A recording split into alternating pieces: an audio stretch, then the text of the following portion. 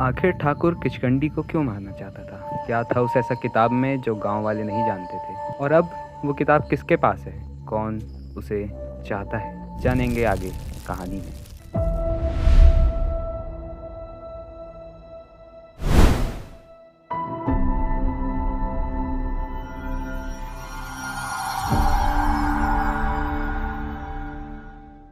सालों पहले गणियागंज पहाड़ियों पे एक गांव बसा करता था और उस गांव का नाम था किचकांड गांव। उस गांव का एक प्रधान था और उसका नाम ठाकुर था। ठाकुर का एक ही बेटा था जो उसे बहुत प्रिय था।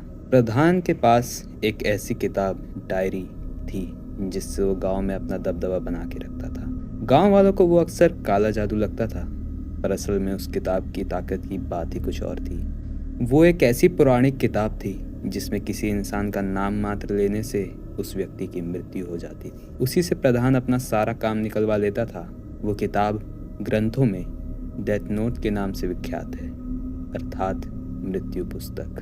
दरअसल ठाकुर का बेटा एक लड़की से प्रेम करता था और उस लड़की का नाम कीचू था। वो बहुत भोली भाली गांव की सीधी सी लड़की थी। दोनों रोज नदी किनारे अपना वक्त गुजारा करते थे, लेकिन ये बात ठाकुर को नहीं पता थी। एक दिन ठाकुर नदी किनारे से गुजर रहा था और उसने उन दोनों को वहां पे वार्तालाप करते हुए देखा। पहले तो ठाकुर खुश हुआ, पर जब उसने गांव वाले से उस लड़की के बारे में पूछा तो वो जान के बहुत आग बबूला हो उठा। उसे गांव वालों से पता चला कि वो लड़की बहुत छोटी जात की है और बहुत छोटे घर की है। ठाकुर को ये बात बिल्कुल भी हजम नहीं हो पाई।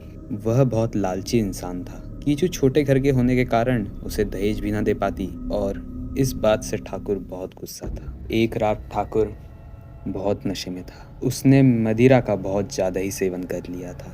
उसने ना आव देखा ना गाँव। वो सीधा पहुंच गया किचकंडी के घर पे। पूरा गांव देख रहा था कि अब ठाकुर क्या करने वाला है। दरअसल ठाकुर अपनी किताब घर पे भूल गया था, इसलिए वो उससे किचकंडी को मारना नहीं चाहता था।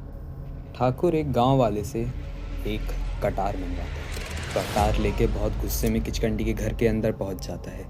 अंदर से चीखने चिल्लाने की आवाज़ आती है, मार काट की आवाज़ आती है, लेकिन कोई गांव वाला कुछ नहीं करता। सब लोग देखते रहते हैं। अचानक से किचकंडी के घर का दरवाज़ा खुलता है और वहाँ से ठाकुर किचकंडी को बाल पकड़ के घसीटते हुए लेके आता है। पूरा गांव चुपचाप देख रहा है, लेकिन किसी ने भी आवाज़ उठाने की जरूरत नहीं, क्योंकि ठाकुर की किताब का खौफ ही ऐसा था।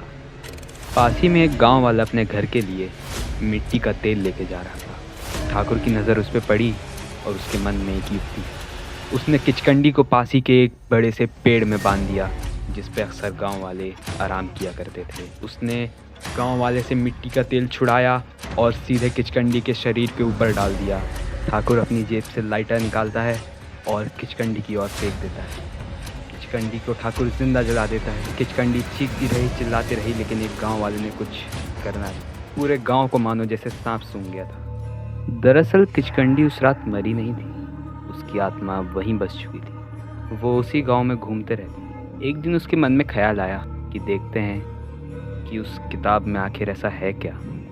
किचकंडी ठाकुर के घर की ओर बढ़ने लगी। उसने जैसे ही उस किताब को छूने के लिए हाथ उसकी ओर बढ़ाया तो उसके अंदर अजीब सी ऊर्जा का संचार हुआ। जैसे ही किचकंडी ने वो किताब छुई तो उसके अंदर रूहानी ताकतें आ गई, ऐसी ताकतें जिनका कोई अंत नहीं था। वो अब मामूली भूत नहीं रही थी, वो बन चुकी थी किचकांड गांव की किचकंडी। इन शक्तियों को पाने के बाद किचकंडी के मन में जो पहला ख्याल आया वो था ठाकुर से बदला लेने का। अगले ही पल किचकंडी सीधे ठाकुर के घर पहुंच गई और उसके घर को आग लगा दी। पूरा घर ठाकुर का आग आग हो गया। ठाकुर की मौत से किचकंडी का बदला तो पूरा हुआ, लेकिन उसका प्यार अभी भी अधूरा ही था। ठाकुर की मौत के बाद भी किचकंडी की आत्मा मुक्त नहीं हो पाई। वो उसी गांव में बस चुकी थी। उन ताकतों ने किचकंडी को एक श्राप दे दिया था। अब उसे हर दिन 10 लीटर खून लगता था। किचकंडी हर रात एक गांव वाले का खून करती थी, सिर्फ उसका खून पीने के लिए। गांव में एक अलग ही दहशत बन चुकी थी। गांव वालों ने समय रहते गांव खाली कर दिया और अब किचकांड गांव बन चुका था एक बंजर पहाड़, जिसमें ना कोई रहता और ना कोई जाने की हिम्मत करता।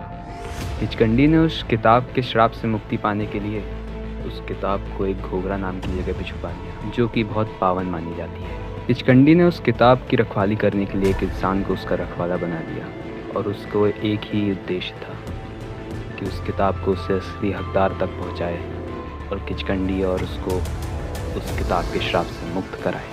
कहते हैं कि 100 साल बाद एक लड़का आएगा जो कि दीपावली के पावन अवसर पर उस किताब को ढूंढेगा, पर उसका सबसे अच्छा मित्र ही उसे धोखा दे देगा और एक लड़के के साथ उस किताब को लेकर भाग जाएगा। उसे हराने वाला केवल एक ही व्यक्ति है। जब वो उस डेथ नोट को छू लेगा तब उसके अलावा उसका उपयोग कोई और नहीं कर पाएगा और तब ही किचकंडी और उसका रक्षक उस श्राप से मुक्त हो पाएंगे। क्या 100 साल बाद सही में कोई व्यक्ति आएगा? क्या कोई इंसान उस खजाने को खोज पाएगा? या किचकंडी और उसका रक्षक उस श्राप से मुक्त हो पाएंगे? जानने के लिए देखते रहिए मयूरवर्स।